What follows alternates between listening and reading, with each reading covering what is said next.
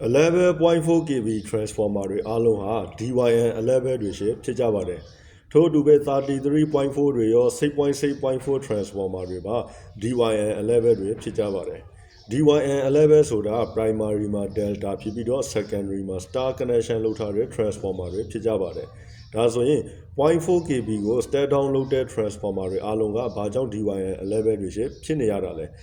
secondary side မှာ 0.4 kV ထုတ်ပေးတယ်ဆိုတာ power consumer ကို supply လုပ်ပေးနိုင်ဖို့ပဲဖြစ်ပါတယ်။ consumer တွေကို supply လုပ်ပေးနိုင်ဖို့အတွက် single phase power နဲ့ neutral ကြိုးလွဲပါတယ်။ဒါကြောင့် secondary side ဟာ star connection နဲ့ပဲသင့်တော်ပါတယ်။ဒီနေရာမှာပြောစရာတစ်ခုရှိတာက delta connection နဲ့လည်း single phase power ထုတ်ပေးနိုင်ပါတယ်။ delta နဲ့ line to line 230 ထုတ်ပေးနိုင်ပါတယ်။ဒါဆိုရင် secondary side မှာဘာကြောင့် delta ကိုမသုံးတာလဲလို့တွေးစရာရှိပါတယ်။ single phase load တွေဟာအမြဲတမ်း load balance မဖြစ်နိုင်ပါဘူး။ load balance မဖြစ်ရင် system လည်း balance မဖြစ်တော့ပါဘူး။ဥပမာတစ်လိုင်းနဲ့တစ်လိုင်းပိုအားမညီတာတွေဖြစ်တတ်ပါတယ်။ဒီလို unbalance load အခြေအနေမျိုးမှာ neutral point ပါတဲ့ star connection ဟာ phase voltage တွေကိုပုံမတင်ကြအောင်ထိမ့်ပေးနိုင်ပါတယ်။ဒါပေမဲ့ delta မှာတော့ဒီလိုမထိမ့်ပေးနိုင်ပါဘူး။ဒါကြောင့် secondary side ဟာ star connection နဲ့ပဲသင့်တော်ပါတယ်။ဒါဆိုရင် primary side ကဘာကြောင့်အမြဲတမ်း delta ဖြစ်နေတာလဲ